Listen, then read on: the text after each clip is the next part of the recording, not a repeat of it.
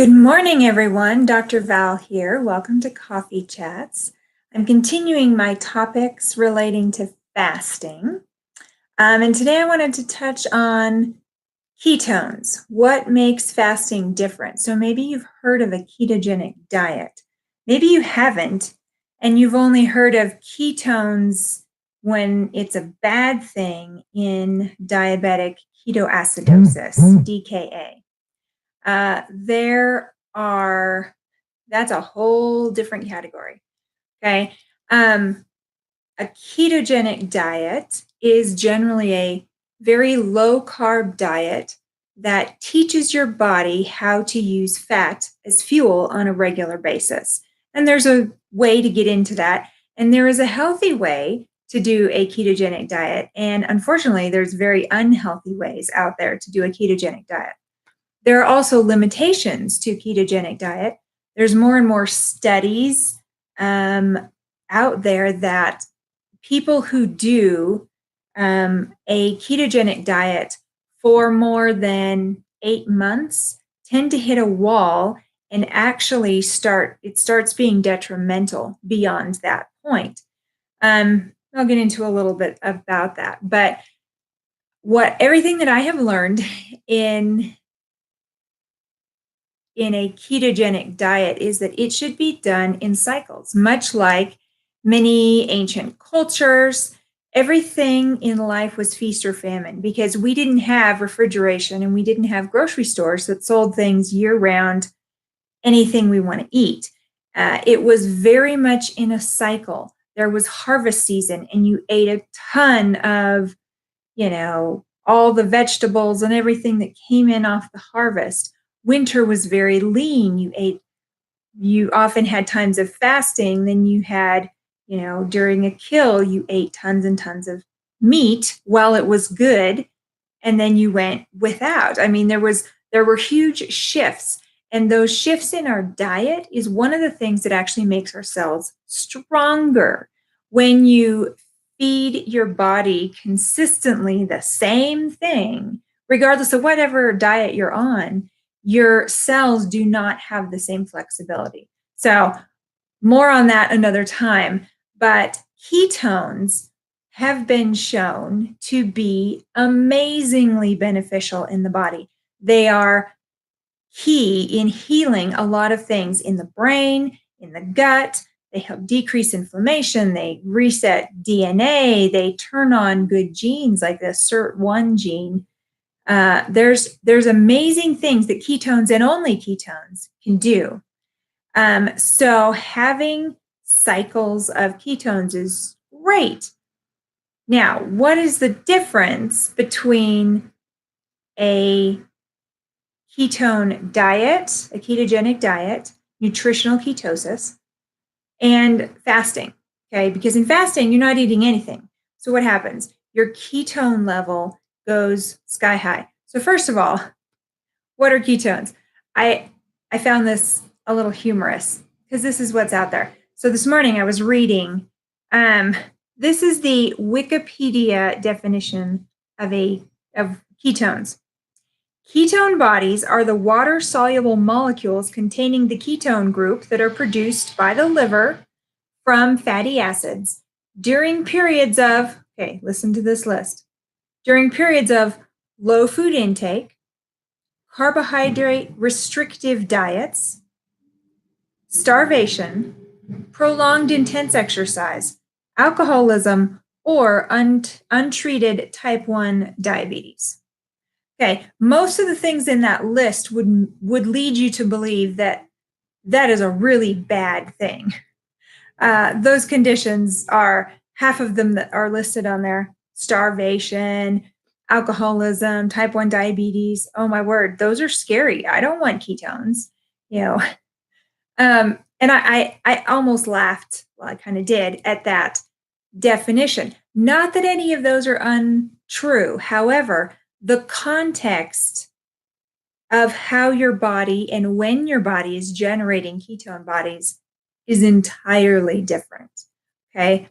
In some of those conditions, the ketone response is literally a survival mechanism for the cells.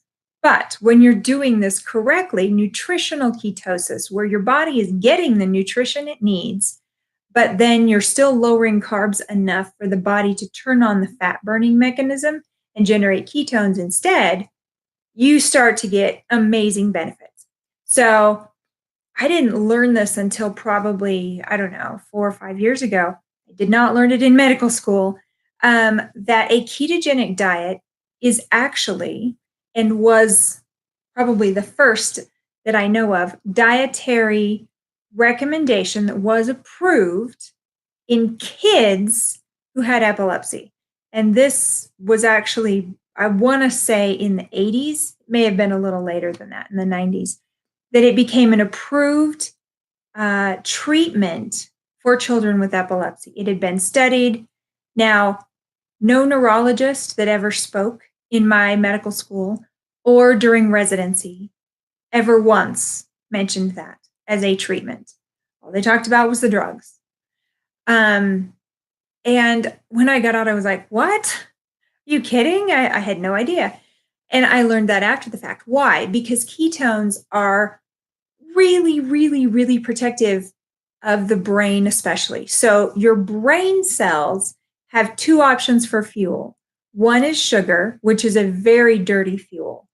It burns, and when it burns that, it oxidizes all kinds of stuff, throws off all kinds of inflammatory markers. Or number two is ketones. So sugar is like burning a wood pile inside your house. You're going to get smoke and ash and all kinds of junk from the burning of that. Ketones is like natural gas. It is a clean fuel. There are very, very little toxic and oxidative and inflammatory things produced by the burning of ketones. So when it comes to your brain, that's a really good thing, because did you know that your brain actually burns 50% of your body's sugar? So the sugar, when you eat something and the body is burning all sugar for fuel, whatever you're taking in, your brain is using up half of that sugar.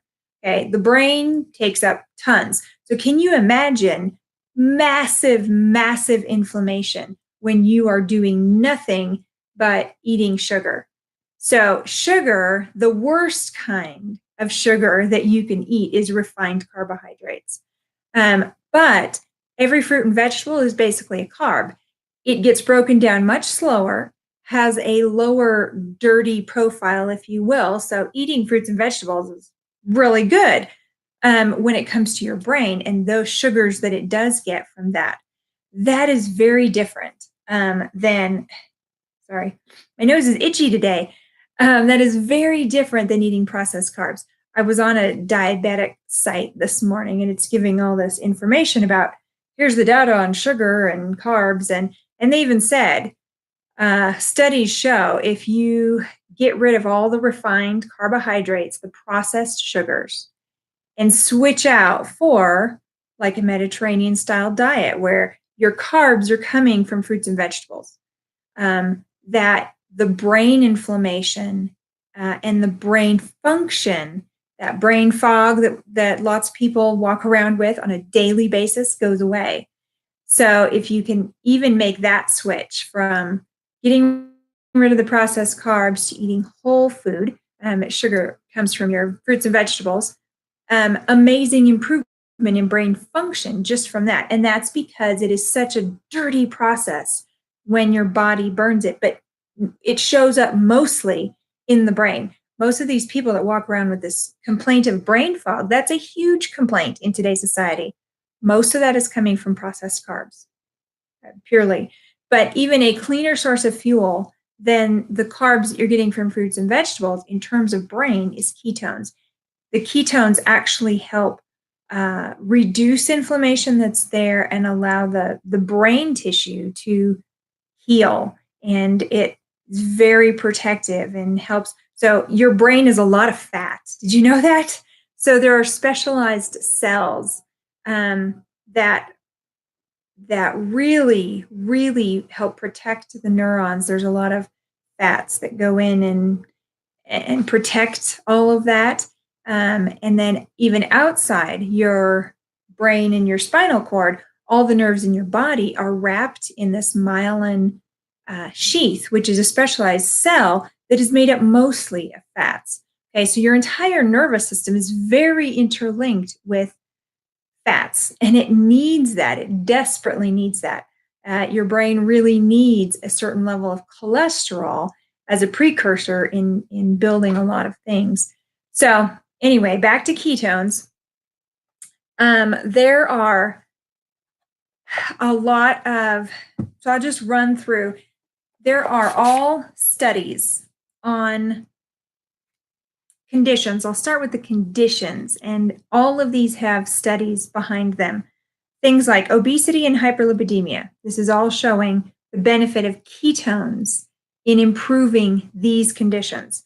Epilepsy, which I already mentioned, in kids, no less. Alzheimer's, Parkinson's, that would make sense. They're both brain conditions. Cancer, acne, PCOS, cardiovascular disease, autism, metabolic syndrome, and fatty liver disease. Those all have, studies behind them actually showing an improvement in that condition when you increase the ketone bodies and the body starts running on ketones. So the things specifically inside the body, the cellular processes that are helped, weight loss, improved mitochondrial function. Mitochondria is where your cells get all their energy. The mitochondria can burn fat or it can burn sugar in the body or in the brain. The ketones are burned for that energy. But you improve mitochondrial function regardless of where those mitochondria are when there's more ketones around. Mood stabilization, that's really key.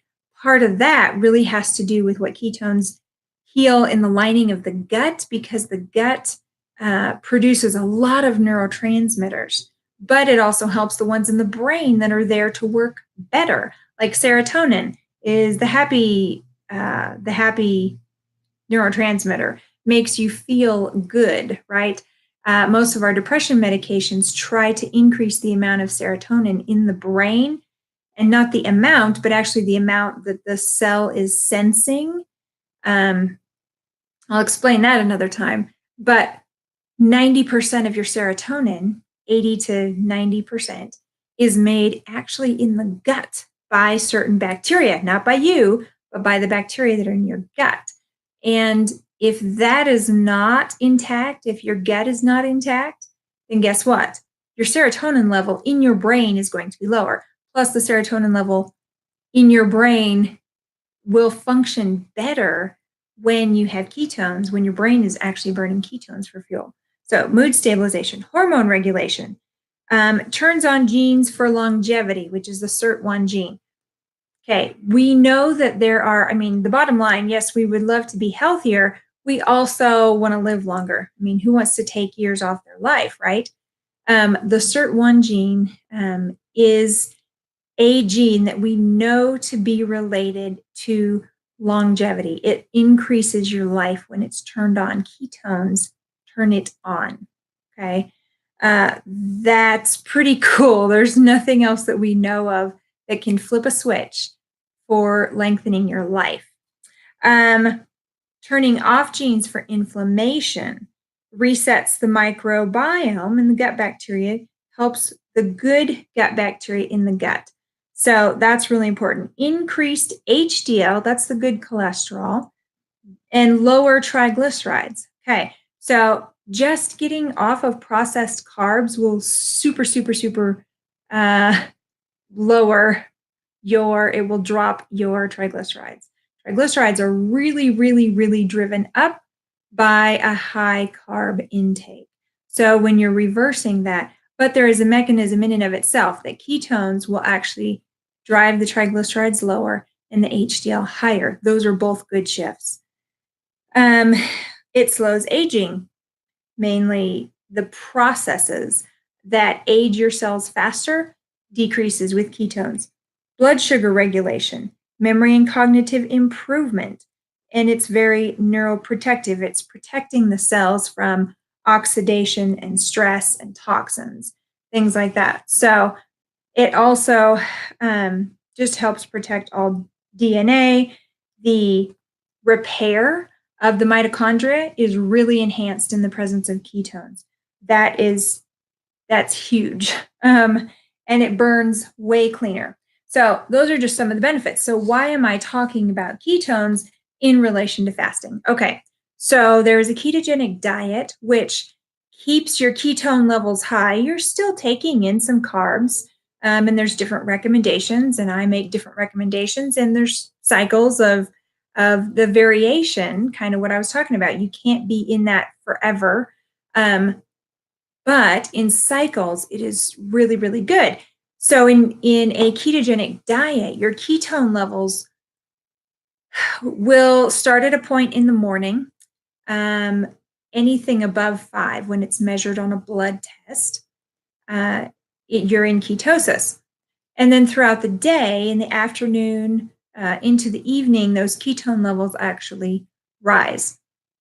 So the levels that you get when you're in a ketogenic diet are generally stay under about 2. Okay. And that's good. You still have ketones floating around. However, when you fast, and here's the difference, when you go through a period of fasting, your body makes that shift into only basically, I mean, your glucose levels are dropping, and they stabilize, but your body turns into running entirely, almost entirely on ketones. The ketone, your brain is running all on ketones. Your body is burning fat for fuel.